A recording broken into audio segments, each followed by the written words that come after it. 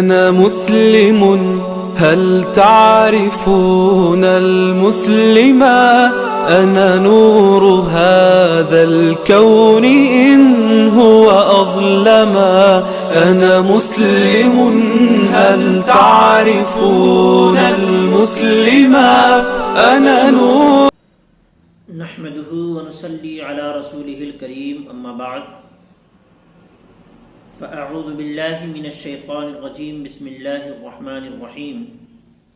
فاسألوا أهل الذكر إن كنتم لا تعلمون صدق الله المولانا العظيم.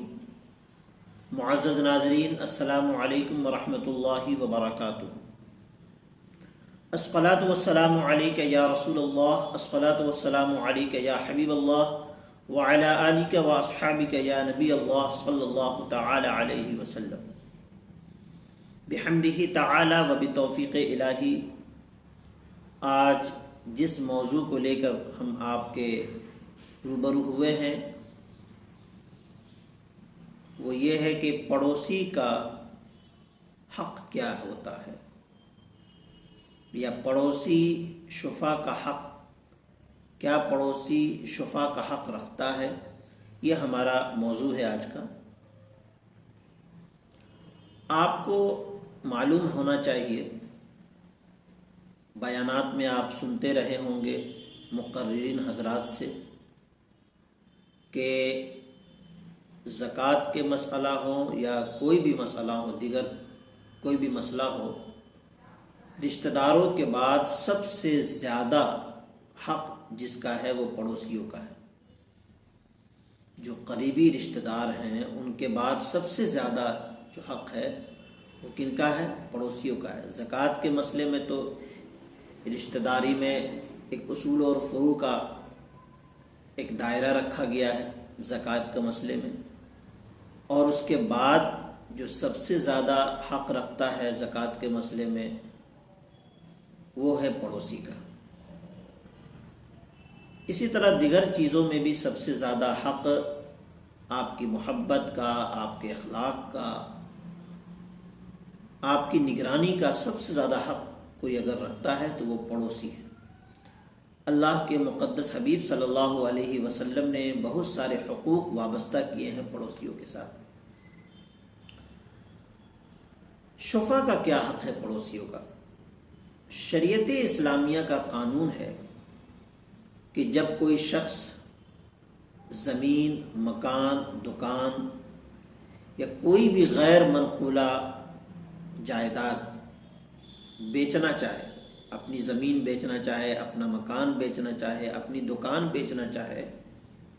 تو سب سے پہلے اسے یہ حکم دیا جاتا ہے کہ وہ پڑوسی کو آگاہ کرے،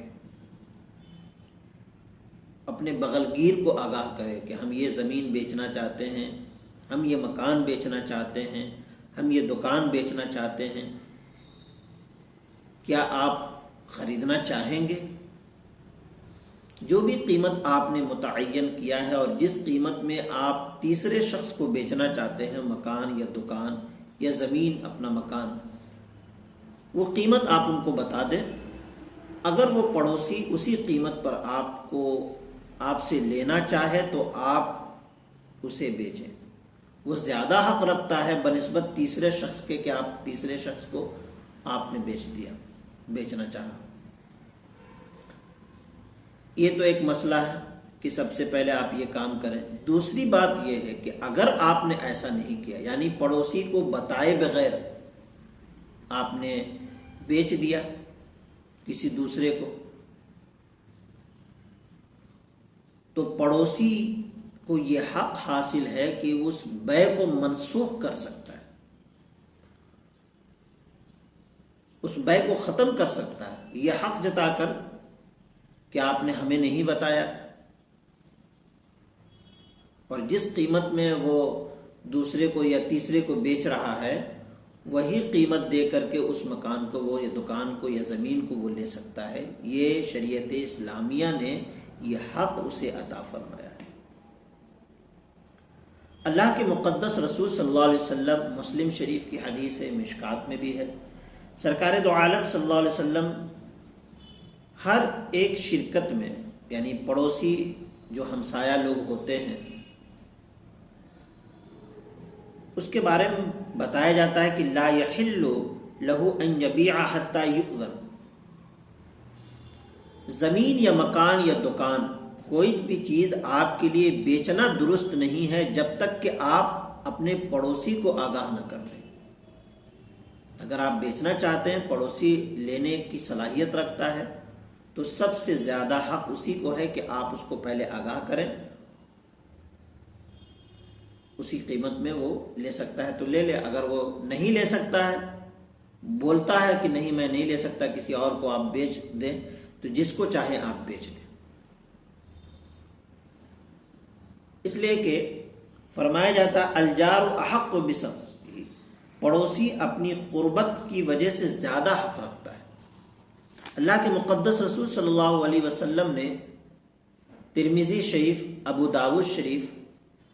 میں سرکار کی ایک روایت موجود ہے جس میں سرکار دو عالم صلی اللہ علیہ وسلم نے فرمایا الجار بشفاعت جارہ فإن کان غائبا انتظر، کہ اگر کوئی شخص کوئی چیز بیچنا چاہتا ہے تو پہلے پڑوسی کا خیال کرے، اگر وہ غائب ہے یعنی پڑوسی موجود نہیں ہے تو یہاں تک کہ سرکار دو عالم صلی اللہ علیہ وسلم نے فرمایا کہ اس کا انتظار کرے، اگر وہ آ جائے تو پھر اسے آگاہ کرے کہ ہم یہ زمین یا دکان یا مکان بیچنا چاہتے ہیں، اگر آپ اس قیمت میں لینا چاہیں تو لے لیں، اگر وہ ہاں کہہ دے تو دے دیں، اور اگر نہ کہے تو آپ جسے چاہے بیچ دیں۔ یہ میں نے مختصراً عرض کیا، چونکہ ہم ہر دن صبح میسج کے طور پر حدیث آپ تک ہم پہنچاتے ہیں، تو ہم نے یہ سوچا کہ آج گفتگو تھوڑی سمجھانے والی ہے، تو ہم نے سوچا کہ آپ کو ویڈیوز کے ذریعے سے آپ تک یہ بات پہنچائی جائے، تو اس لیے ہم نے اس موضوع پر آج پیغام آپ کو میں نے پہنچانے کی کوشش کی ہے۔ یہ بہت مختصر ہے، انشاءاللہ اس پر ہم تفصیلاً گفتگو انشاءاللہ اس کے لیے ہم ایک ویڈیوز انشاءاللہ ہم بنانے کی کوشش کریں گے، اور تفصیلاً گفتگو کر کے ہم آپ تک دین اسلام کا پیغام پہنچانے کی کوشش کریں گے۔ اللہ رب العزت کی بارگاہ میں دعا ہے کہ مولا کریم اپنے فضل و کرم سے اپنے حبیب کے صدقے میں پڑوسیوں کے حقوق کا خیال رکھنے کی سچی توفیق عطا فرمائے، اپنے رشتہ داروں کے حقوق کا خیال رکھنے کی سچی توفیق عطا فرمائے، اور اخلاق و محبت، الفت و محبت کا ماحول اپنے معاشرے میں بنانے کی سچی توفیق عطا فرمائے۔ وما توفیقی الا باللہ، لا الہ الا اللہ، محمد رسول اللہ صلی اللہ تعالی علیہ وسلم، وما علینا الا البلاغ۔ السلام علیکم ورحمۃ اللہ وبرکاتہ۔